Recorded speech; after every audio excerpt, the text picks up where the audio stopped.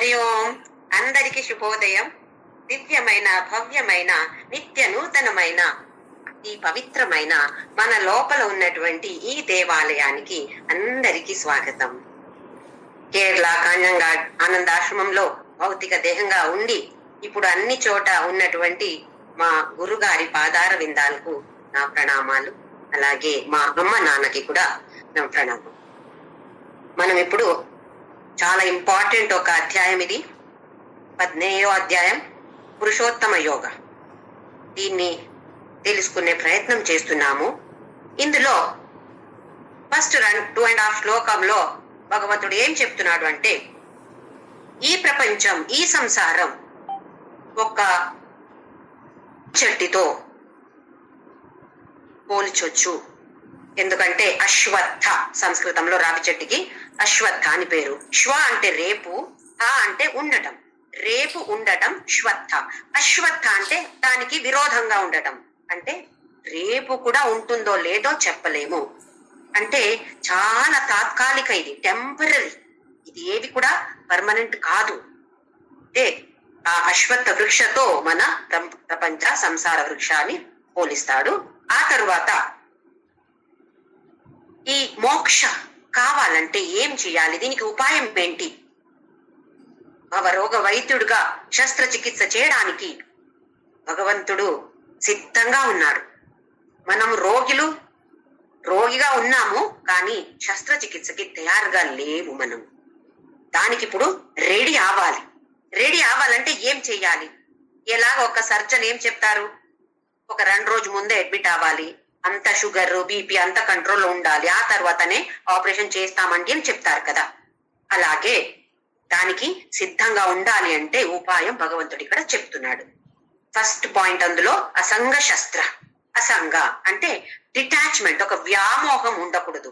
ఏ వస్తు మీద, ఏ వ్యక్తి మీద, ఏ పరిస్థితి మీద కూడా ఒక అటాచ్మెంట్ ఉండకూడదు. ఇది అసంగ. రెండో ఉపాయం తత్పరిమార్గితవ్యం. ఆ బ్రహ్మ మార్గంలో మనము పోవాలి. అంటే ఆ పరబ్రహ్మ అంటే ఏంటి, ఇది తెలుసుకునే ఒక ఉత్సాహం ఉండాలి. లేకపోతే ఊరికే ఒక అభిషేక పూజ నైవేద్యాన్ని చేస్తాము, అదేంటో నాకు తెలీదు, భగవద్గీత నాకొద్దు, ఉపనిషత్తు నాకొద్దు, నా వల్ల కాదు అవి అని అంటాం కదా. పూజ చేయకూడదు, అభిషేక చేయకూడదు అని చెప్పట్లేదు, కానీ దానికిన్న తరువాత ముందుకు వెళ్ళాలి అంటున్నాడు భగవంతుడు. అక్కడే ఆగిపోకూడదు, ఇంకా ముందుకు వెళ్ళాలి. అంటే ఆ జ్ఞానం కావాలి. పరబ్రహ్మ అంటే ఏంటి, ఎక్కడ ఉంటాడు, అన్ని చోట ఉన్నటువంటిది పరబ్రహ్మ, ఇవి అన్ని తెలుసుకోవాలి. అది తత్పరి మార్గితవ్యం.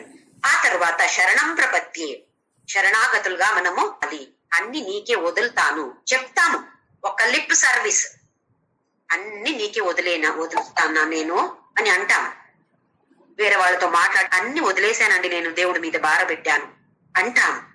కానీ ఒక్క దుఃఖ పరిస్థితియో కష్ట పరిస్థితియో వచ్చినప్పుడు భగవంతుడి మీద సంశయం వస్తుందా, కోపం వస్తుందా? ఎందుకు ఇలా చేస్తున్నావు నాకు?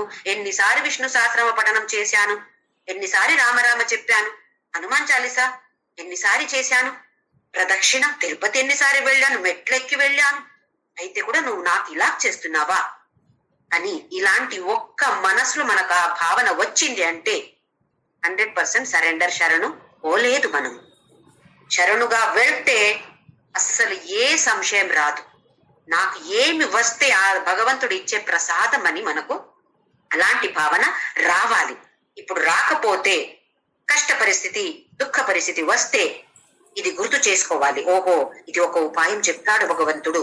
ఆహా, నాకు ఇలా సంశయం రాకూడదు, వస్తే కూడా దాన్ని తీసేసి, లేదు భగవంతుడా నువ్వే నాకు అని ఇలా మనము ముందుకు వెళ్ళాలి.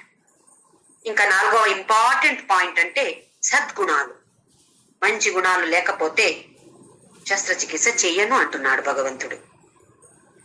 ఇలా పథ్యం మనము ఆచరించకపోతే డాక్టర్స్ ఏమంటారు, ఇది తినకూడదు, అది తినాలి అని అంటారు. కానీ మనము ఆ శస్త్రచికిత్స కావాలంటే దాన్ని ఆచరించాలి, అలాగే చెయ్యాలి.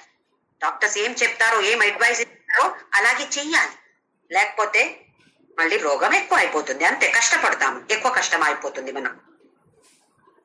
అందుకే ఎలా పథ్యం మనము ఫాలో చేస్తామో అలాగే ఈ సద్గుణాల గురించి కూడా భగవంతుడు చెప్పాడు 13వ అధ్యాయంలో, ఇంకా 16, 17 అన్ని చోట దాని గురించి చెప్తున్నాడు. అంటే ఎంత ప్రాముఖ్యత మనము దానికి ఇవ్వాలి.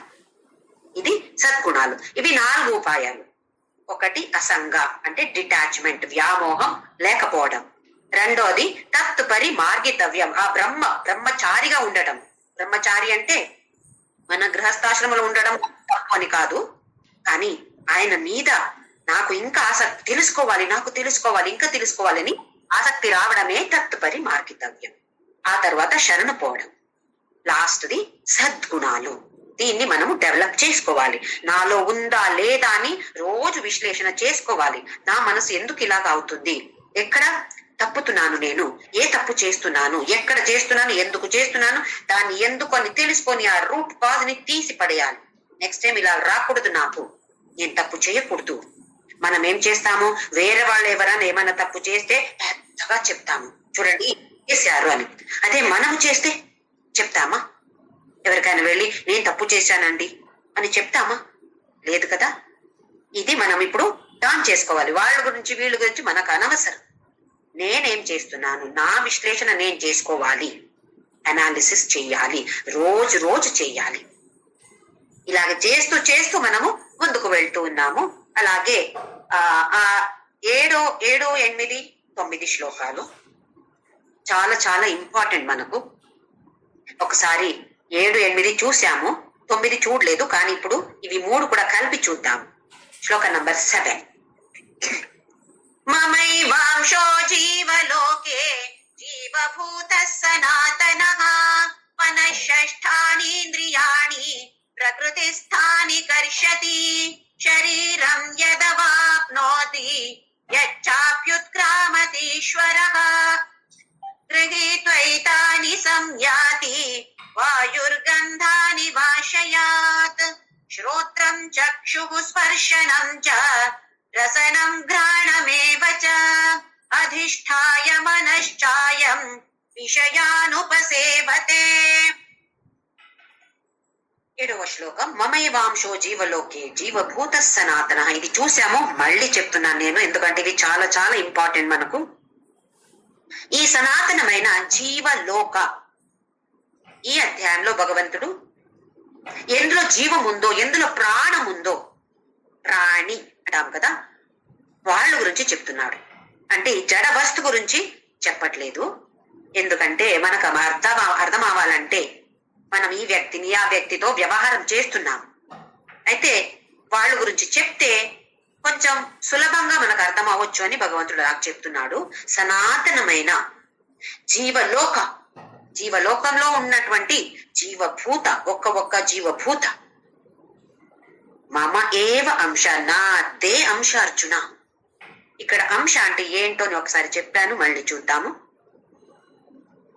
ఎలా మనం ఈ ఆకాశాన్ని విభాగ చేయలేము, కట్ చేయగలుగుతాం నామా.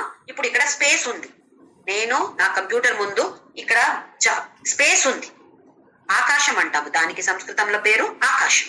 దాన్ని విభాగం చేయగలుగుతామా? ఇప్పుడు ఈ గోడ ఉంది, అది ఈ ఆకాశంలో భూమి మీద కట్టాము, కానీ ఆకాశాన్ని విభాగం చెయ్యలేము. ఇది ఏమంటున్నా నేను ఇప్పుడు, ఇది నా రూమ్, ఇది గోడ ఇక్కడ ఉంది, అక్కడ గోడ, 4 గోడ మధ్య ఉన్నటువంటిది నా ఆకాశం, ఇది నా రూమ్ ఇది అంటాను. ఆ గోడ తీసేస్తే ఆకాశం ఏమవుతుంది?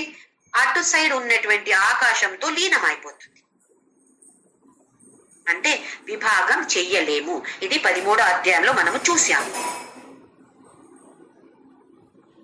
అలాగే పరబ్రహ్ముడు ఇంకా సూక్ష్మం. ఆకాశం ఎంత సూక్ష్మమో దానికైనా ఎక్కువ సూక్ష్మ ఈ పరబ్రహ్మ అనే తత్వం, పరమాత్మ కదా అదే.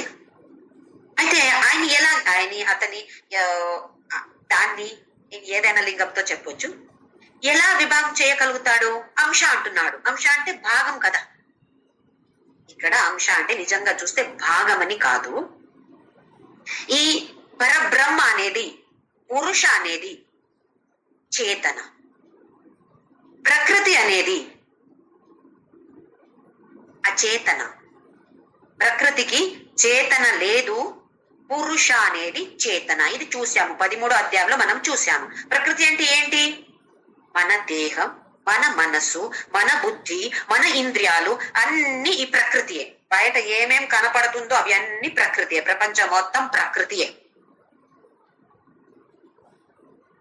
అయితే ప్రకృతి అచేతన అని అంటే నా దేహం, ఇప్పుడు నా మనసు యాక్టివ్ గా ఉంది కదా, నా దేహం పని చేస్తుంది, నేను మాట్లాడుతున్నాను, చూస్తున్నాను, వింటున్నాను, చెయ్యి అటు ఇటు చేస్తున్నాను, నా దేహం యాక్టివ్ గా ఉందే. ఎట్లా అంటే ఈ పరబ్రహ్మ లేదా పురుష నుండి ఆ చేతన మనస్సు మీద పడుతుంది. ఎట్లా? ఒక ప్రతిబింబలాగే. మనం అద్దంలో చూసుకుంటాం కదా, ప్రతిబింబ రిఫ్లెక్షన్ చూస్తాం. నేను ఇక్కడ నిలబడి ఉంటే, ఇక్కడ అద్దం ఉంటే ఏం కనపడుతుంది? నాకు నేనే కనపడుతున్నాను. అది చూసి ఇక్కడ మేకప్ అంతా చేసుకుంటాను, ఒట్టు పెట్టుకుంటున్నాను. ఎక్కడ చూస్తున్నాను? ప్రతిబింబాన్ని చూసి.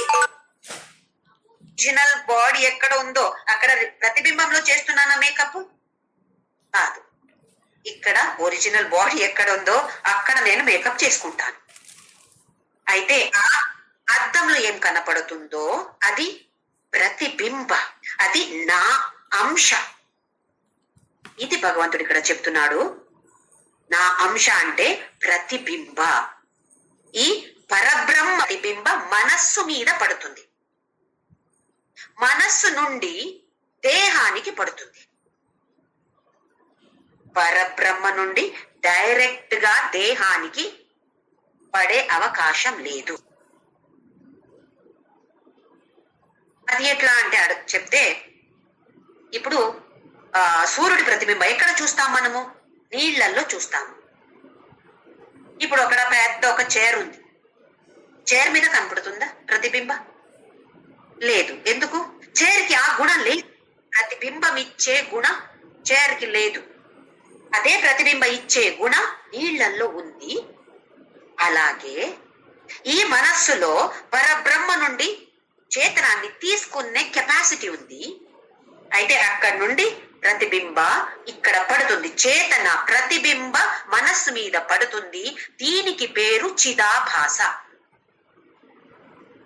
ఈ చిదాభాస ఇప్పుడు దేహం మీద కూడా పడుతుంది.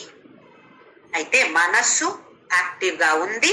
ఇప్పుడు బాడీకి కూడా, నా దేహానికి కూడా చేతన వచ్చింది. ఎక్కడ?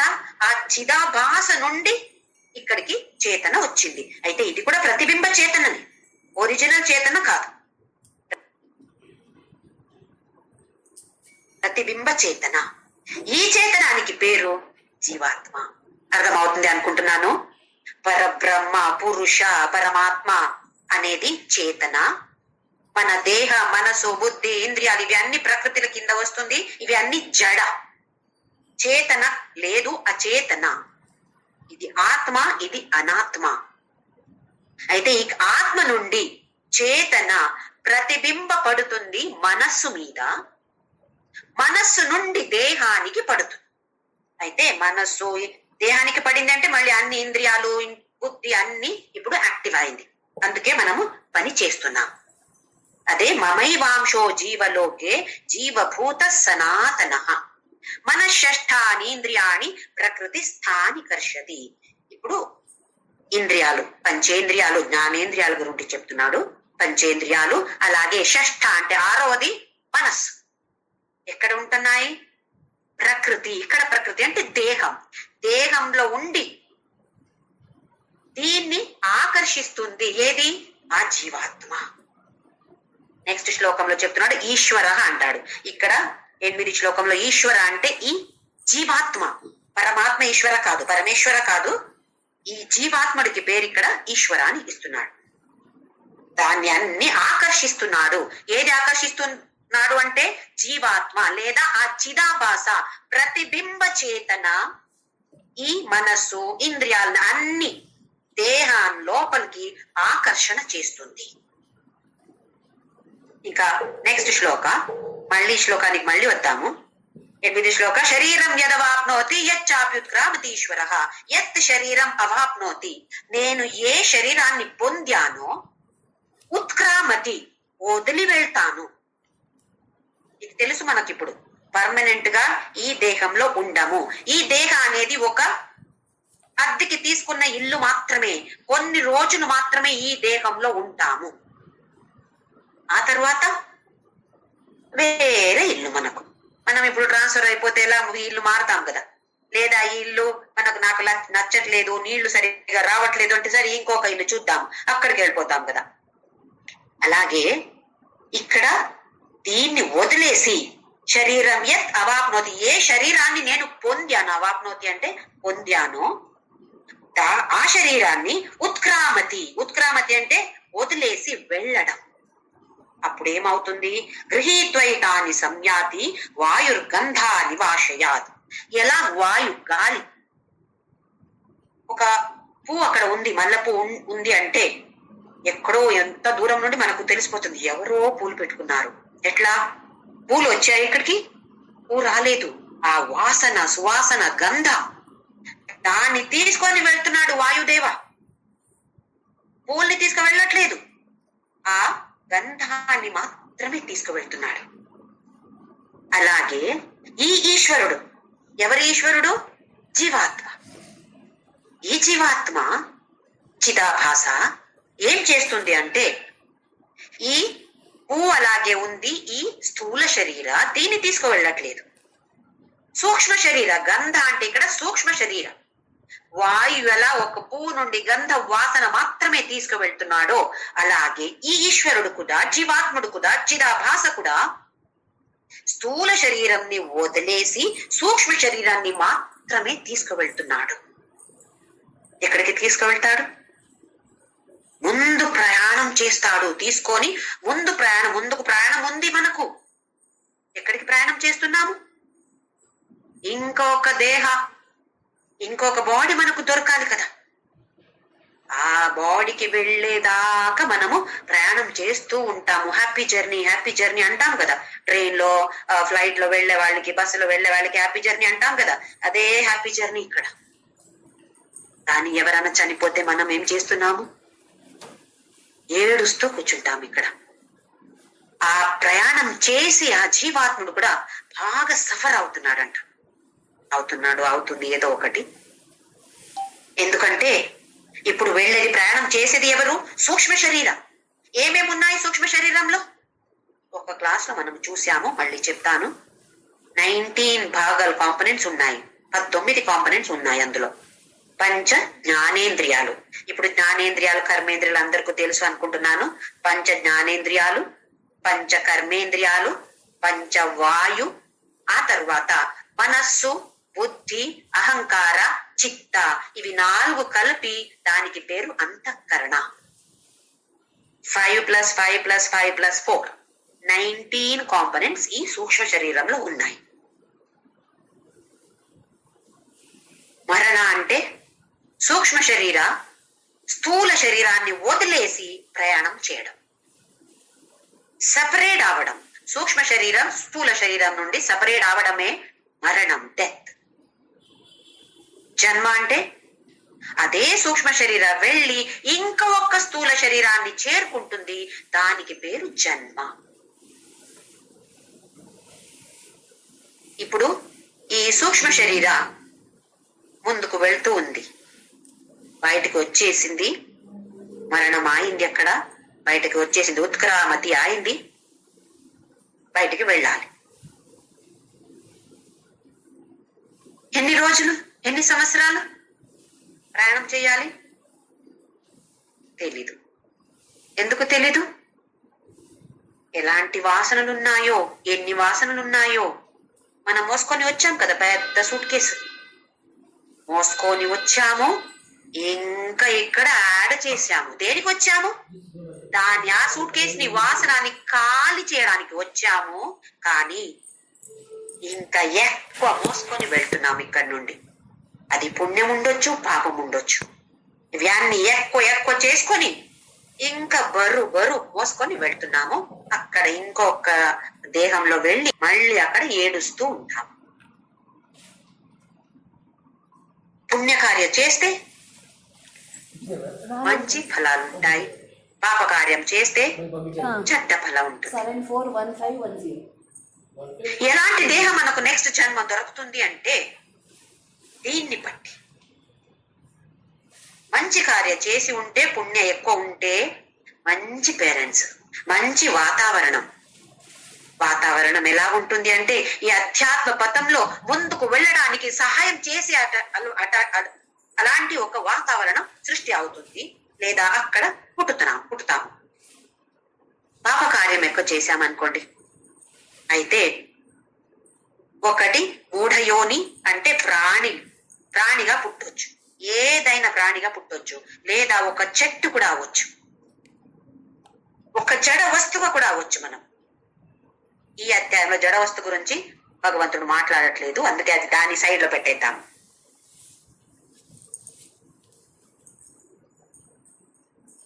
ఇదే మనుష్యగా కూడా పుట్టొచ్చు, కానీ మనిషిగా పుట్టి కూడా బాగా తిట్టే పేరెంట్స్, లేదా డబ్బు లేదు, లేదా ఏదో పని చెట్ట పని చేయాల్సి వస్తుంది. ఇలాంటి వాతావరణంలో మనము పుట్టొచ్చు. పాప కర్మ ఎక్కువ చేసి పాప ఫలాన్ని మోసుకొని వెళ్తే, పాప అంటే ఏదో పెద్ద ఎవరినో చంపాలి అని కాదు, ఎవరి గురించో చెడ్డగా మనం ఒక్క థాట్ ఇక్కడ భావన వస్తే చాలు, అది కూడా పాపకర్మ. దానికి ఒక్క ఫలం ఉంటుంది, దాన్ని కూడా మోసుకొని వెళ్తున్నాము. నేను ఏమి చేయలేదు, మర్డర్ చేయలేదు, ఏ తప్పు చేయలేదు అని అనుకుంటున్నాం మనం. నేను చెడ్డగా మాట్లాడలేదు, ఆలోచన ఎలా ఉండిందండి? చెడ్డగా ఉండిందా? ఒక్క చిన్న చెడ్డ థాట్ చాలు, ఇక్కడ స్టోర్ అయింది, రికార్డ్ అయింది, అది దాన్ని మోసుకొని వెళ్తున్నాం. ఎంత ఇంపార్టెన్స్ ఇవ్వాలి దీనికి మనము. ఇంద్రియాలు ఒక్క విధంగా చూస్తే కంట్రోల్లో ఉన్నాయి. శమ దమ. దమ అంటే ఇంద్రియాన్ని నిగ్రహ చేయడం, శమ అంటే మనస్సుని కంట్రోల్ చేయడం. స్మృతి, చిత్త, మన మెమరీ, ఏమేమున్నాయి మెమరీలో ఒక్కసారి చూడండి. ఏం గుర్తుకొస్తుంది? 30 years క్రితం ఏం గుర్తుకొస్తుంది? ఎవరో నా గురించి చెడ్డగా మాట్లాడారు, నన్ను అవమానించారు, నాకు తాంబూలం ఇవ్వలేదు, వాళ్ళకందరికి ఇచ్చారు, వాళ్ళకు చీర పెట్టారు, నాకు చీర పెట్టలేదు, నా ముందే వాళ్ళకి ఇచ్చారు. ఇవి అన్ని ఇక్కడ స్టోర్ గా ఉంది. వాళ్ళు మంచిది చేసింది మనం స్టోర్ చేశామా? మంచిది చేయలేదా? మన సుఖ పరిస్థితి రాలేదా మన జీవితంలో ఇంతవరకు? చాలాసారి వచ్చాయి కదా, ఒక్కటైనా మనకు గుర్తుందా? అదే కష్ట దుఃఖ సన్నివేశాలు చిన్నవి కూడా గుర్తుంది. అమ్మో, ఆ రోజు ఎంత తలనొప్పి ఉండింది నాకు, ఎప్పుడు 10 సంవత్సరాలు దాటింది, అయితే కూడా అది గుర్తుంది. చిన్న కష్టాలు, చిన్న దుఃఖాలు, పెద్దగా దాని గురించి ఆలోచించి అది ఇక్కడ సిమెంట్ వేసి పెట్టాం. అదే మంచి సన్నివేశాలు హ్యాపీగా ఇంతవరకు ఉండలేదా మనం? ఎన్నిసారి ఉన్నాము? చూస్తే ఏమో గుర్తుకు రావట్లేదు. ఎందుకు గుర్తుకు రావట్లేదు? దాని మీద దృష్టి పెట్టలేదు. దృష్టి ఎలా ఉంది అంటే మనకు సుఖ సన్నివేశమే కావాలి అంటాము, కానీ అది వచ్చినప్పుడు ఇంకా నెక్స్ట్ది దీని మీద ఇప్పుడు ఫోకస్ లేదు. ఇంకా నెక్స్ట్ ఏం కావాలో దాని గురించి ఎక్కువ దృష్టి ఉంది మనం. అయితే అది ఇక్కడ పెద్దగా స్టోర్ అవ్వట్లేదే. అయితే స్మృతిలో ఏం తీసుకువెళ్తున్నాము? ఇదే కదా తీసుకువెళ్ళేది మనం. సూక్ష్మ శరీరం మాత్రమే, ఈ స్థూల దేహాన్ని వదిలేసి కదా వెళ్ళేది మనం. కానీ స్థూల దేహానికి ఎంత ప్రాముఖ్యత ఇస్తున్నాము, అదే సూక్ష్మ శరీరానికి నిజంగా ప్రాముఖ్యత దానికి ఇవ్వాలి. కానీ అది అజ్ఞానంతో దీనికి ఎక్కువ, అంటే స్థూల శరీరానికి ఎక్కువ ప్రాముఖ్యత ఇస్తున్నాం. ఇప్పుడు ఒక బల్బ్ ఉదాహరణ ఇచ్చాను, మళ్ళీ ఒకసారి చెప్తాను.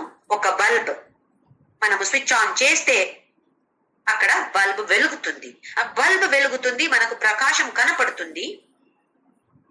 బల్బ్ ని చూస్తే, గమనిస్తే బయట ఒక కవరింగ్ ఉంటుంది, లోపల ఒక ఫిలమెంట్ ఉంటుంది. నిజంగా చూస్తే ఈ కవరింగ్ ఏమీ చెయ్యట్లేదు, ఆ ఫిలమెంట్ మాత్రమే ప్రకాశం ఇచ్చేది. కానీ మనకెలా కనపడుతుంది అంటే, ఈ బయట ఉంది కదా, ఈ బాడీ ఉంది కదా, అది రౌండ్ గా ఉండొచ్చు, లాంగ్ గా ఉండొచ్చు, ఏదైనా ఆ షేప్ లో మనకు కనపడుతుంది.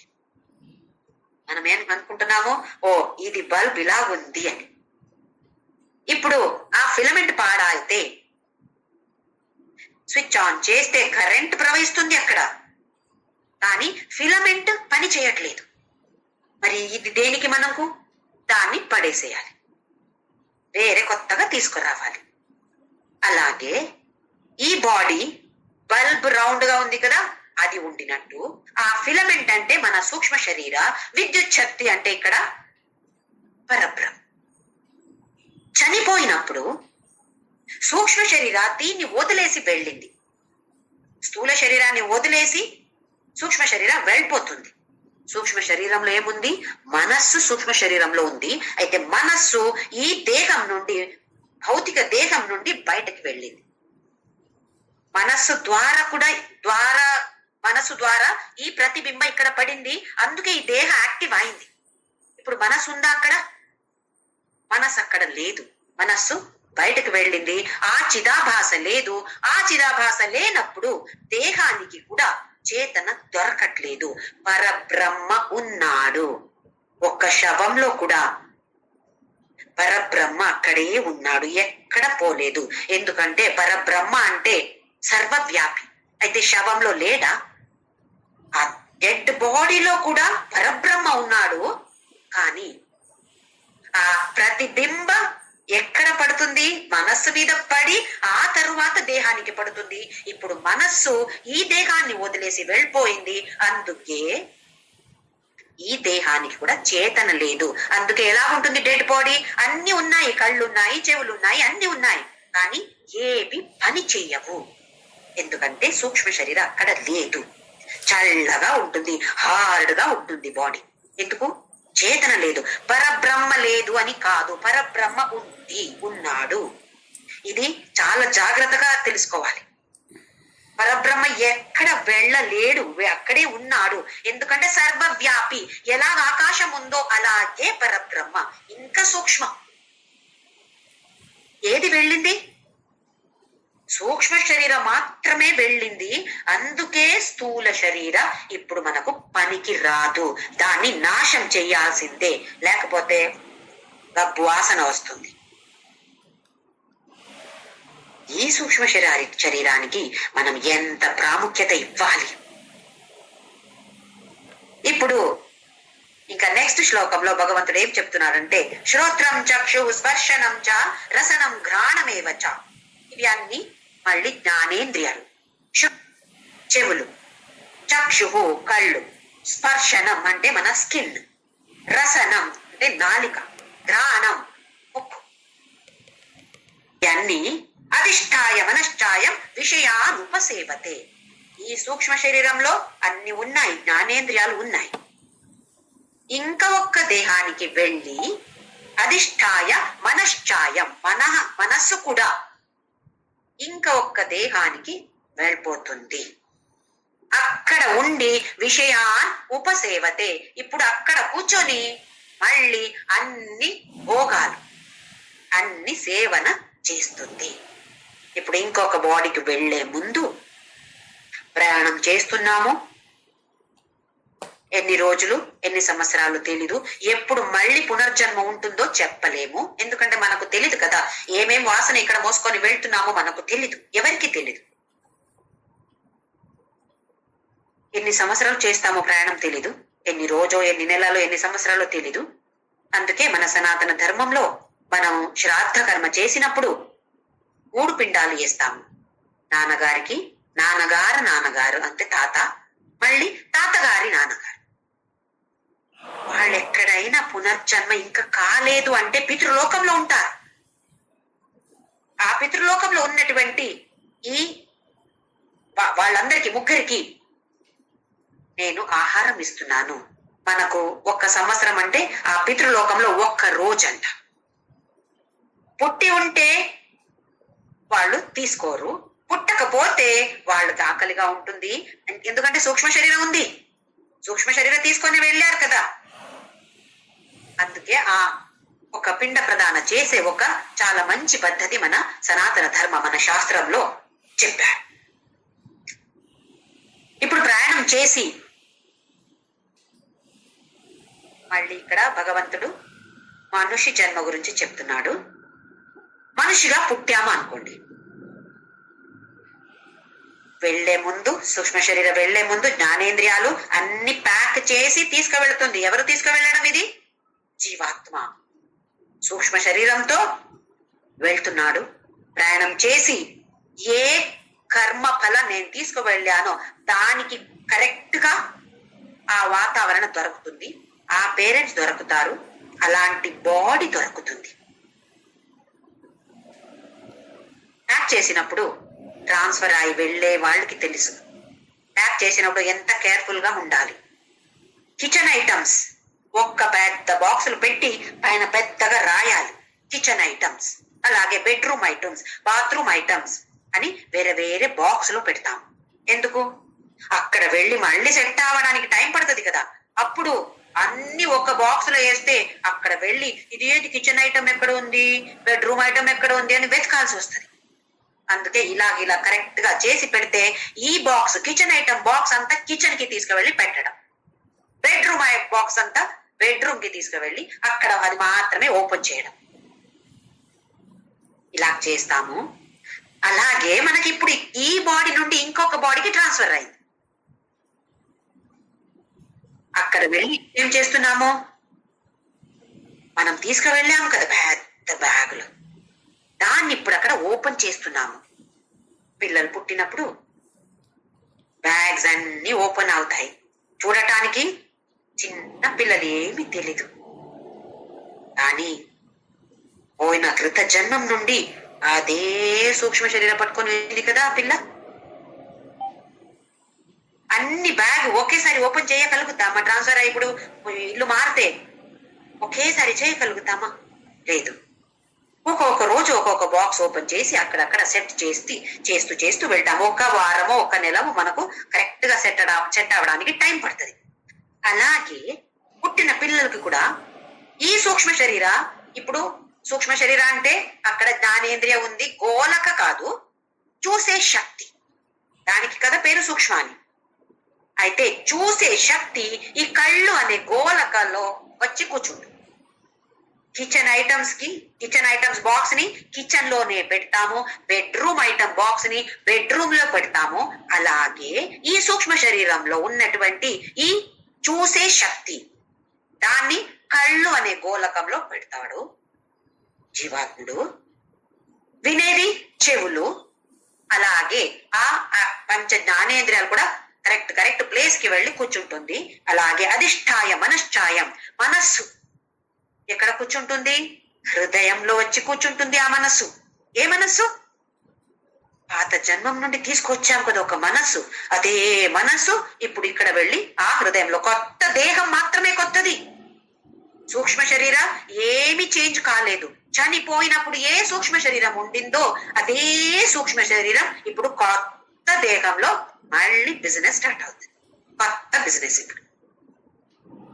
ఇప్పుడు మనం ఏమనుకుంటాము? అయ్యో చాలా చిన్న చంటి పిల్ల. పుట్టిన పిల్లలకి ఏం కనపడుతుంది చెప్పండి? కలర్స్ కనపడవు, పెద్ద దగ్గర ఉన్నటువంటి వస్తువులు కూడా కనపడవు. అమ్మ అంటే ఒక స్పర్శ మాత్రమే తెలుసు అంటారు. చూసి అమ్మ అని తెలుసా? తెలీదు. ఒక నెల అయిన తర్వాత మనం ఫోన్ చేసి మాట్లాడితే అడుగుతాం కదా, ఎలా ఉందండి పాప, మొహం చూసి నవ్వుతుందా? ఇప్పుడు అడగట్లేదా? అంటే కొంచెమే బాక్స్ ఇప్పుడు ఓపెన్ చేసి పని చేయడం మొదలు పెడుతుంది. మన ఇల్లు షిఫ్ట్ చేసే సేమ్ ఎగ్జాక్ట్ ఎగ్జాంపుల్ దీనికి ఇప్పుడు మళ్ళీ కొత్తగా చేస్తుంది. ఇప్పుడు ఇదే సూక్ష్మ శరీర నేను ఇప్పుడు చనిపోతాను అనుకోండి, నేను చాలా పాపకర్మాలు చేశాను, అందుకే నాకు మనిషి దేహ దొరకట్లేదు, ప్రాణి దేహ కూడా దొరకట్లేదు, నేను ఒక చెట్టుగా పుట్టుతాను. అయితే ఈ సూక్ష్మ శరీరంలో జ్ఞానేంద్రియాలు అన్ని ఉండింది కదా, ఉన్నాయి కదా. కానీ ఒక చెట్టుకు వెళితే కళ్ళున్నాయా, చెవులున్నాయా? ఏమి లేవు కదా. ఒకటే ఒక్క జ్ఞానేంద్రియం ఉంటుంది. ఏది? అది స్పర్శ మాత్రమే ఉంటుంది. అయితే ఆ గోలకాలు లేవు కాబట్టి అలాగే ఉండిపోతుంది. ఆ సూక్ష్మ శరీరం అలాగే ఉండిపోతుంది అక్కడ. ఎందుకు? గోలకాలు లేవు. మనిషిగా పుడితే చెవులు కళ్ళు అన్ని ఉంటాయి, గోలకాలు ఉంటాయి. గోలక అంటే మన ఈ స్థూల శరీరంలో ఉన్నటువంటిది. అది లేదు. అయితే ఒక్క జ్ఞానేంద్రియం మాత్రమే అక్కడ పనిచేస్తుంది, వేరే అన్ని అలాగే ఉండిపోతాయి.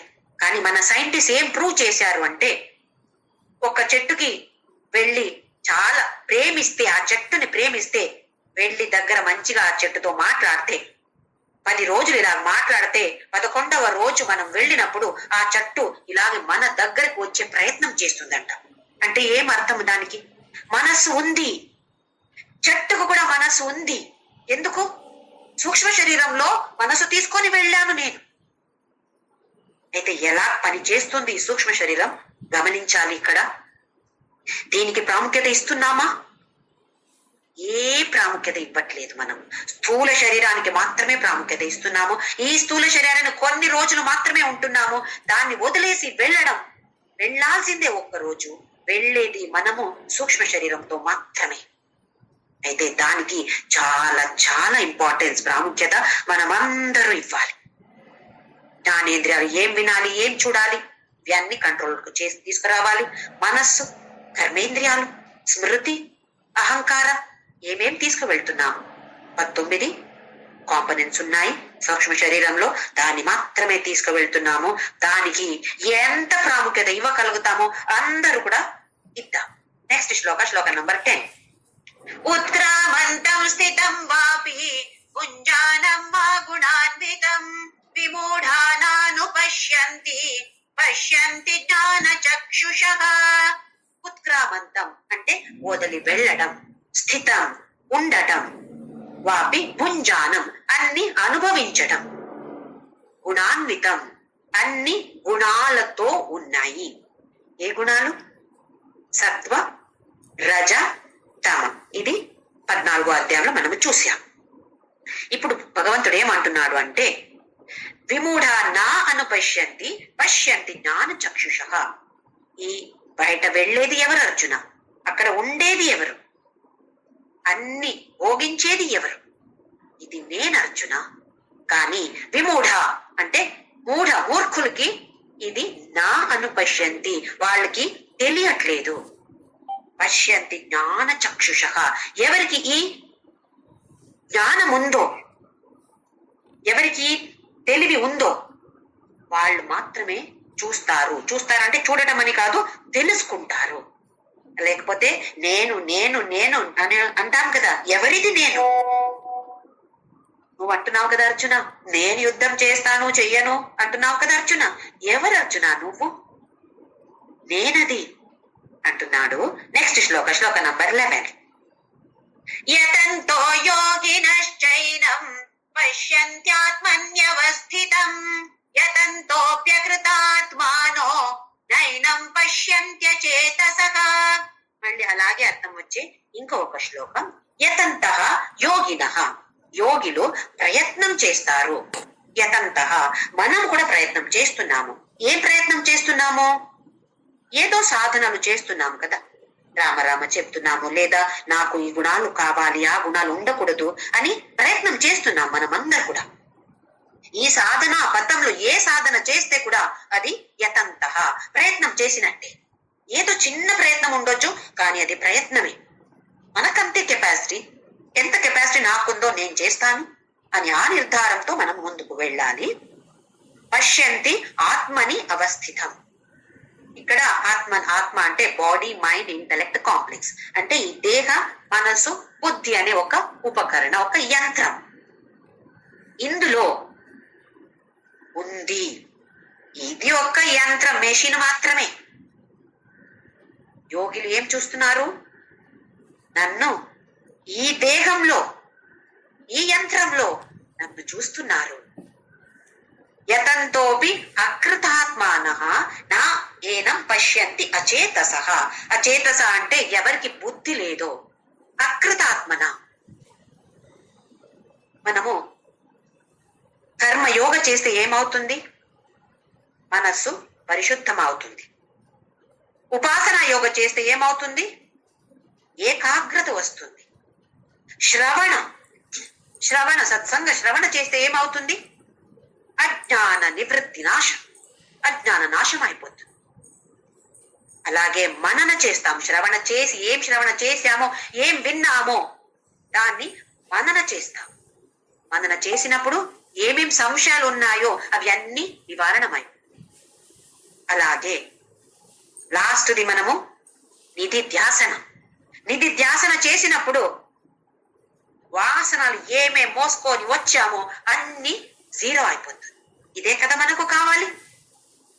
ఎప్పుడు ఈ వాసనాలు సంస్కారాలు శూన్యమైపోతుందో అప్పుడు మనకు మోక్షం. ఇక్కడ అచేతస అకృతాత్మ అంటే ఇవి ఏమి చెయ్యలేదు, కర్మయోగ చేయలేదు. ఏమి కర్మయోగ అంటే ఏ పని చేస్తే ఈశ్వరార్పణ. చిన్న పని ఉండొచ్చు, ఏ పని అయినా చిన్నది పెద్దది అని లేదు, అందులో అర్పణ చేయడం ఇది ఇంపార్టెంట్. మనకు ఆ భావన ఇంపార్టెంట్, ఆ యాటిట్యూడ్ ఇంపార్టెంట్. ఇల్లు ఉడుస్తున్నాను, ఒక్కసారి కృష్ణార్పణ ఈశ్వరార్పణ అని మనస్సు చెప్పడం అని ఇంపార్టెంట్ కాదు. మనస్సు చెప్పడం రామ రామ రామ రామ చెప్తాము, మనస్సు వాళ్ళ గురించి వీళ్ళ గురించి తిట్టుతుంది, అది కాదు. మనస్సులో ఆ భావన రావాలి, నీకు అర్పణ చేస్తున్నాను. అలాగే ఏ పరిస్థితి వస్తే కూడా ఈశ్వర ప్రసాద బుద్ధి, ఇది కర్మయోగ తత్వ. ఇది చేస్తే మనసు నిర్మలంగా అవుతుంది. అచేతస ఆకృతాత్మన అంటే ఎవరికి మనసు పరిశుద్ధంగా లేదో వాళ్ళు యతంతో అవి ఏమి ప్రయత్నం చేస్తే కూడా దొరకను అర్జున. అయితే ఫస్ట్ పాయింట్ ఏమనుకోవాలి, మనం తీసుకోవాలి ఇక్కడ, మనస్సు నిర్మలంగా పెట్టుకోవాలి. వాళ్ళ గురించి వీళ్ళ గురించి చెడ్డగా ఆలోచన కూడా రాకూడదు. వస్తే ఇక్కడ ఒక సెక్యూరిటీని పెట్టుకోవాలి. స్టాప్, వద్దు, నాకొద్దు, నువ్వు లోపల రావద్దు, అక్కడే ఉండిపో, నా లోపల నీకు నో ఎంట్రీ బోర్డు పెట్టాను. అలా ఉంటే అలాంటి యోగులకి నేను దొరుకుతాను, లేకపోతే నేను దొరకను అర్జున అని అంటున్నాడు. మనం ఇప్పుడు అద్దంలో చూస్తున్నాను అనుకోండి, చాలా గలీజ్గా ఉంది, మట్టి మట్టిగా ఉంది ఆ అద్దం. నేను సరిగా కనపడుతున్నానా? కనపడట్లేదు. కనపడాలంటే నేనేం చేయాలి? అద్దాన్ని బాగా క్లీన్ చేయాలి. క్లీన్ చేసి చూస్తే ఆహా, ఇప్పుడు నేను ఎంత అందంగా ఉన్నానో నేను కనపడుతున్నాను అందులో. అలాగే మనసు నిర్మలంగా లేదు అంటే ఈ ప్రతిబింబ, ఇప్పుడు ఏం చూసాము, ప్రతిబింబ కదా జీవాత్మ అంటే. మమ ఏవ అంశ అన్నాడు, నా అంశ అంటే నా ప్రతిబింబ. ఆ ప్రతిబింబ ఎంత క్లీన్ గా ఉండొచ్చు? మనస్సు క్లీన్ గా లేదు అంటే ప్రతిబింబ ఎలా ఉంటుందండి? పరబ్రహ్మ ఆయన మారాడు, ఆయన అలాగే ఉంటాడు. కానీ ఈ ప్రతిబింబ మాత్రమే. ఇప్పుడు సూర్యుడు ఉంటాడు, నీళ్లలో పడతాడు అంటే ప్రతిబింబ పడుతుంది, మనం చూస్తాం. ఆ నీళ్లు గలీజుగా ఉంటే సరిగా కనపడడు కదా. అలాగే మనస్సు నిర్మలంగా పెట్టుకోవాలి. నెక్స్ట్ శ్లోక నంబర్ 12. యదాదిత్యగతం తేజో జగద్భాసయతేఖిలం యచ్చంద్రమసి యచ్చాగ్నౌ తత్తేజో విద్ధి మామకం. యత్ ఆదిత్యగతం తేజః, ఆదిత్య సూర్యుడు లోపల తేజస్సు ఉంది. ఆ తేజస్సు ఎక్కడి నుంచి వచ్చింది అర్జున? జగద్భాసయతే అఖిలం, అఖిల జగత్తుకి ప్రకాశం ఇస్తున్నాడు సూర్యుడు. సూర్యుడికి ఎక్కడి నుంచి వచ్చింది తేజస్సు? ఒక చిన్న రూమ్ లో మనకు ఒక లైట్ పెడితే ఓహో కనపడట్లేదు, ఇంకొక లైట్ కావాలి. ఒక పెద్ద హాల్ అయితే ఒక 2-3 లైట్లు కావాలి, లేకపోతే సరిగా బ్రైట్నెస్ మనకు చాలదు. ఎంత పెద్ద అఖిల జగత్, దీనికి ప్రకాశం ఇవ్వాలంటే ఎంత తేజస్సు ఉండాలి సూర్యుడికి. భగవంతుడు అంటున్నాడు, అదెవరు అర్జున? తత్తేజో విద్ధి మామకం. నేను అర్జున, నువ్వు అనుకుంటున్నావు సూర్య చంద్రుడు, యచ్చంద్రమసి యచ్చాగ్నం, చంద్రుడు అగ్ని. ఎక్కడి నుంచి వచ్చింది వీళ్ళకంతా ఈ తేజస్సు? వాళ్ళకి ఏ తేజస్సు లేదు. తత్తేజో విద్ధి మామకం, నాది అర్జునాది, ఇది తెలుసుకో. అలాగే ఇంకా నెక్స్ట్ శ్లోకంలో కూడా 13వ శ్లోకం, గామావిష్య చ భూతాని ధారయామ్యహమోజసా పుష్ణామి చౌషధి సర్వాః సోమో భూత్వా రసాత్మకః. గాం, గాం అంటే పృథ్వీ, భూమి. గాం ఆవిశ్య, నేను అందులో వచ్చి, అంటే పృథ్వీ మీద పడి. ఎవరు? సూర్యుడు. సూర్యప్రకాశ భూమి మీద పడుతుంది. భూతాన్ని ధారయామి అహం ఓజస. నా ఓజస్, ఆ శక్తికి, ప్రాణశక్తికి పేరు ఓజస్. ఆ సూర్యుడి తేజస్సు ఉంది కదా, సవితృదేవత. ఆ తేజస్సు భూమి మీద పడుతుంది. ధారయామి, అన్ని భూతాలు, అన్ని జీవి ప్రాణులు, వాళ్ళన్ని ఆధార ఎవరు? ఎవరు చూసుకుంటున్నారు? ఎవరు తేజస్సు ఇస్తున్నారు? చూడండి, ఇప్పుడు చాలా మందికి ఒంట్లు బాగలేకపోతే డాక్టర్స్ ఏమంటున్నారంటే B12 డెఫిషియన్సీ అంటారు. దేనికో తెలియట్లేదండి, బాగా నాకు నీరసంగా ఉంటుంది, ఏమి చేయలేకపోతున్నాను అంటే డాక్టర్ దగ్గర వెళ్తే డాక్టర్ అంటారు, ఎండలో కొంచెం సేపు కూర్చోండి, ఆ ప్రకాశం తీసుకోండి అంటున్నారు. మన దేహానికి అవసరం ఈ తేజస్సు, సూర్య తేజస్సు మనకందరకు అవసరమే. సంధ్యావందన చేసేవాళ్ళు ఇదే చెప్తున్నారు కదా, అర్ఘ్య ఇస్తున్నారు, పొద్దున సాయంత్రం 2 పూట ఇస్తున్నారు. మనమైతే అది చెయ్యట్లేదు. గాయత్రి మంత్ర చెప్పొచ్చు, కానీ అర్ఘ్యం అయితే మనమైతే ఇవ్వట్లేదు. దీనికి ఎవరు బాధపడే అవసరం లేదు. ఆదిత్య హృదయం పఠించండి. ఆదిత్య హృదయం పఠిస్తే మనము సంధ్యావందన చేసిన ఫలం. ఎవరైనా ఆదిత్య హృదయం తెలిస్తే తప్పకుండా దాన్ని పఠన చెయ్యండి. చాలా చాలా చాలా పవర్ఫుల్ గా ఉంది. అగస్త్య మహాముని రాముడికి ఉపదేశించిన పవిత్రమైన స్తోత్ర ఆదిత్య హృదయ. పుష్ణామి చౌషధి సర్వ సోమో భూత్వా రసాత్మకః. అలాగే ఇక్కడ సోమ, సోమ అంటే సోమవారం, సోమ అంటే ఇందు, ఇందు అంటే చంద్రుడు. ఈ చంద్రుడిలో కూడా నేను ఈ తేజస్సుగా ఉండి ఈ చెట్టులకి, వాళ్ళకి నరిష్మెంట్ ఇస్తున్నాను, నేను పౌష్టికాంశంది నేను ఇస్తున్నాను. ఈ ఏమంటారు, మూన్ లైట్ అంటాం కదా, అది చెట్టులకి కావాలి. మనకు సూర్యశక్తి కావాలి, చెట్టులకి ఆ చంద్రశక్తి, సోమశక్తి ఎలా ఉంది?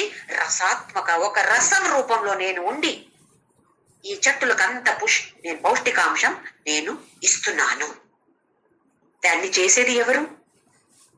భగవంతుడే అన్ని చేస్తున్నాడు, నేనే చేస్తున్నాను అని భగవంతుడు మనకు ఇక్కడ చెప్తున్నాడు.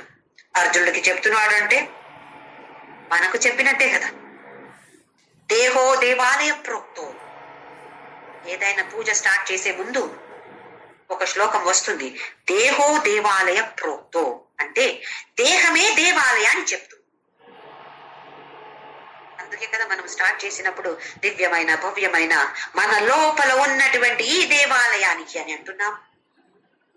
లోపల ఒక మంచి గుడి ఉంది, పరమాత్ముడు ఉన్నాడు. ఫస్ట్ దాన్ని తెలుసుకోవాలి, నా లోపలనే ఉన్నాడు. మనము అక్కడ ఆ గుడి ఈ గుడి వెళ్ళే అవసరం లేదు, వెళ్ళకూడదని కాదు, వెళ్ళే అవసరం లేదు. ఇక్కడే ఉండినప్పుడు వేరే చోట ఎందుకు వెతుకుతున్నాము? అలాగే పూజ మొదలు పెట్టినప్పుడు ఆత్మనే నమః, అంతరాత్మనే నమః అంటాము. ఆత్మ ఎవరు? ఆత్మ, ఆత్మ రామ అంటాము.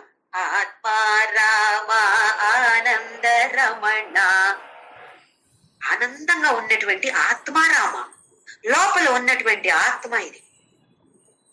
దీనికి అది ఉందో లేదో అని తెలుసుకోవట్లేదు కదా.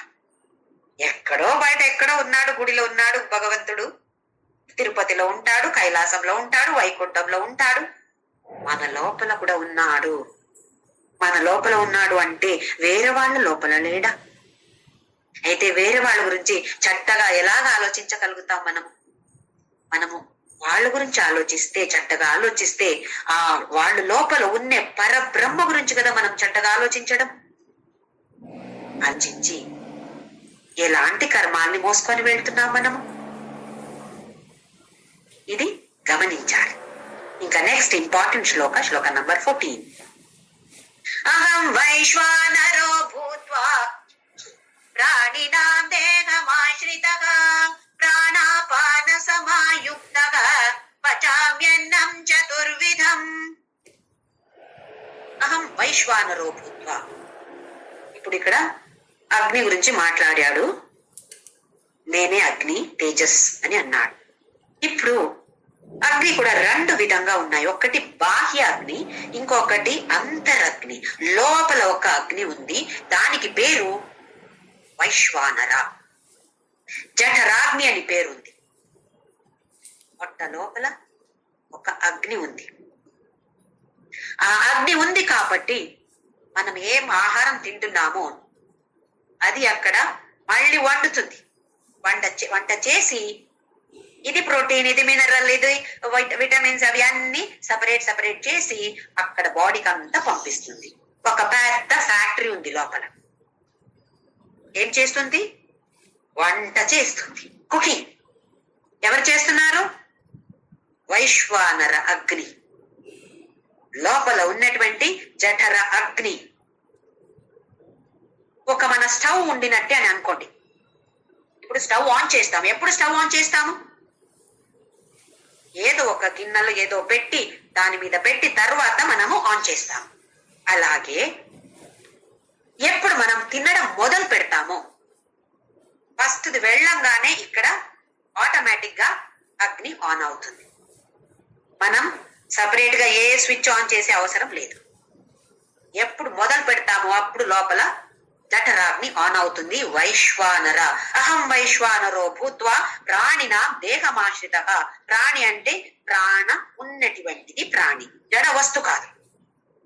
అన్ని ప్రాణులలో లోపల దేహం ఆశ్రితః, దేహం ఆశ్రయించి వైశ్వానరుడుగా నేను లోపల ఉన్నాను. ఏం చేస్తాను నేను? ప్రాణాపాన సమాయుక్త పచామి అన్నం చతుర్విధం. చతుర్విధమైన 4 విధమైన ఆహారం ఉంటుంది. దాన్ని పచామి, నేను దాన్ని డైజెస్ట్ చేస్తున్నాను. ఏమంటారు? అరగిస్తారు. డైజెషన్ కి ఏం పేరు? అవును, అరగటం. అరగటం. అది చేసేది ఈ వైశ్వానర, ఈ లోపల ఉన్నటువంటి అగ్ని. ఇప్పుడు ఈ అగ్ని స్టవ్ ఆన్ అయింది. నేను మొదలు పెట్టాను అనుకోండి, మొదలు పెట్టంగానే ఆటోమేటిక్ గా అగ్ని ఆన్ అయింది. నేను ఆహారం తీసుకుంటూ మళ్ళీ నీళ్లు తాగితే ఏమవుతుంది? ఆ అగ్నికి నీళ్లు పడితే ఏమవుతుంది? అగ్ని ఆఫ్ అయిపోతుంది అక్కడ. మళ్ళీ నెక్స్ట్ ఫుడ్ పెట్టినప్పుడు మళ్ళీ ఆన్ అవుతుంది. అంటే మనము స్టవ్ ఆఫ్ చేసినట్టే. అందుకే చాలా మంది చూడండి, భోజనం మధ్యంలో మంచి నీళ్లు తాగరు. ఇంకా తోటలు అన్నవాడు చాలా కారంగా ఉంది అంటే నీళ్లు తాగుతారు అంతే, కానీ లేకపోతే నీళ్లు తాగరు. అలాగే ఇంకొక విషయం ఏమంటే, మన ఒక పద్ధతి ఉంది కదా, ఎక్కడైనా రిసెప్షన్ ఎక్కడైనా వెళితే ఆహారం అన్ని అయిన తర్వాత అక్కడ పెద్ద ఐస్ క్రీమ్ కౌంటర్ ఉంటుంది. అక్కడ వెళ్ళి ఐస్ క్రీమ్ తింటాం. ఎలా ఉంటుంది ఐస్ క్రీమ్? చల్లగా ఉంటుంది. ఈ ఆహారం తినినప్పుడు స్టవ్ ఆన్ అయింది, పని చేస్తూ ఉంది. ఏం పని? డైజెస్టింగ్ పని చేస్తూ ఉంది, అరిగే పని చేస్తూ ఉంది. అప్పుడు ఏం చేశాము? వెళ్ళి ఐస్ క్రీమ్ తిన్నాము. అదే అగ్ని మీద ఇప్పుడు చల్లని ఐస్ క్రీమ్ పడింది. ఏమవుతుంది? మళ్ళీ ఆఫ్ అయిపోయింది. అయితే ఎలా అరుగుతుంది? మనం తినే ఆహారం అరగాలి కదా. ఎలా అరుగుతుంది? ఎందుకు అరగదు? స్టవ్ ఆఫ్ చేశాను కదా. ఎలా ఆఫ్ చేశాను? ఐస్ క్రీమ్ అనే చల్లని పదార్థం తిని ఈ వైశ్వానర అగ్నిని ఆఫ్ చేసి పెట్టాను. ఆ తర్వాత ఏమవుతుంది? ఇంటికి వచ్చి పొట్ట ప్రాబ్లం ఇస్తుంది. ఎందుకు? అరగట్లేదు. ఇది కొంచెం మనము ఆలోచించాలి. ఏ ఆహారం ఎప్పుడు తీసుకోవాలి దీన్ని ఆలోచించి తీసుకోవాలి. ఐస్ క్రీమ్ తినకూడదు అని కాదు, కానీ అన్ని ఆహారం తీసుకున్న తర్వాత ఇలా తింటే ఇది ఒక ఆలోచించండి. ఏమవుతుందని మీరే ఆలోచించండి. అయితే భగవంతుడు ఇక్కడ ఏం చెప్తున్నాడు? దేహమాశ్రితగా ప్రాణినాం భూత్వా వైశ్వానరో. నేను వైశ్వానరుడుగా ఈ అన్ని ప్రాణుల లోపల దేహం లోపల నేను ఉన్నాను. నేను పచామి, నేను అర్గిస్తున్నాను. చతుర్విధం, 4 విధమైన ఆహారం భగవంతుడు చెప్తున్నాడు. అదేంటో ఒకసారి చూద్దాము. ఫస్ట్ టైప్ది భక్ష్యం. మనము నవలి తింటాం కదా, చేసి తింటాం. ఇప్పుడు అన్నం, చపాతి, దోశ, ఇడ్లీ ఇవన్నీ భక్ష్యం కింద వస్తుంది. తర్వాత భోజ్యం. భోజ్యం అంటే తాగడం. ఎలా తాగుతున్నామో అంటే ఇలాగిలా ఏం చేసే మనకు పని లేదు, ఊరికే తాగడం. మంచినీళ్ళు ఎలా తాగుతామో అది భోజ్యం. ఆ తర్వాత లేహ్యం. లేహం అంటే నాగడం. ఇప్పుడు తేనె ఎలా తింటాము? గడగడాన్ని తాగుతామా? లేదు. నమ్మని తింటామా? లేదు. ఇలాగే నాకుతాం కదా, దానికి పేరు లేహ్యం. ఇంకా లాస్ట్ది చోష్యం. చోష్యం అంటే పీల్చడం. ఇప్పుడు రసాలు, మామిడి పండు ఉంది కదా, ఎలా తింటాము? దాన్ని తినడమా తాగడమా? ఎలా చెప్తాము? దానికి పేరు చోష్యం అని పీల్చడం. ఒక స్ట్రాతో జ్యూస్ తాగితే అది కూడా పీల్చడమే అయిపోతుంది. అయితే ఆహారంలో 4 విభాగాలు: భక్ష్యం, భోజ్యం, లేహ్యం, చోష్యం. ఏదైనా ఉండని అర్జున, పచన చేసేది ఎవరు? నేను. ఎలా చేస్తాను? ప్రాణాపాన సమాయుక్త. ఇప్పుడు అగ్ని ఉండాలి అంటే అక్కడ ఆక్సిజన్ ఉండాలి. ఆక్సిజన్ లేదు అంటే అగ్ని ఆరిపోతుంది. ఆ ఆక్సిజన్ ఎవరు ఇస్తున్నారు? మనం ఇక్కడ బ్రీదింగ్ చేస్తున్నాం కదా, ఆ బ్రీద్ ఇన్ బ్రీద్ అవుట్, ఇవి ప్రాణ అపాన. ఎలా ఒక అగ్నికి ఫ్యాన్ వేస్తే ఉఫ్ ఉఫ్ చేస్తాం కదా, మంచిగా అది రావాలంటే ఉఫ్ అని చేస్తాం. అలాగే ప్రాణాపాన, ఈ సపోర్ట్ తో ప్రాణ అపాన, దీని సపోర్ట్ తో నేను పచామి చతుర్విధం అన్నం. అన్న అంటే ఆహారం. ఈ వైశ్వానర అగ్ని మనం ఇచ్చే ఆహారాన్ని అరగిస్తుంది, లేదా ఆ అగ్నికి ఆహారం కావాలి. టైములో మనం ఆహారం ఈ అగ్నికి ఇవ్వకపోతే ఈ అగ్ని ఏం చూస్తుంది? అక్కడ పొట్ట లోపల నుండి ఏమేముందో దాన్ని తింటుంది, దాన్ని తీసుకుంటుంది. ఎవరు? వైశ్వానర అగ్ని. దానికి పేరు అక్కడ అలాగ తింటే పేరు అల్సర్. ఇది ఒక రోగం. ఎలాగొస్తుంది ఈ రోగం? పొట్ట లోపల ఉన్నటువంటి అల్సర్ ఎలాగొస్తుంది? టైంకి కరెక్ట్ గా ఆహారం ఈ వైశ్వానర అగ్నికి ఇవ్వకపోతే ఈ అగ్ని మన పొట్ట లోపల ఏమేమి ఉన్నాయో దాన్ని తీసుకొని తింటుంది.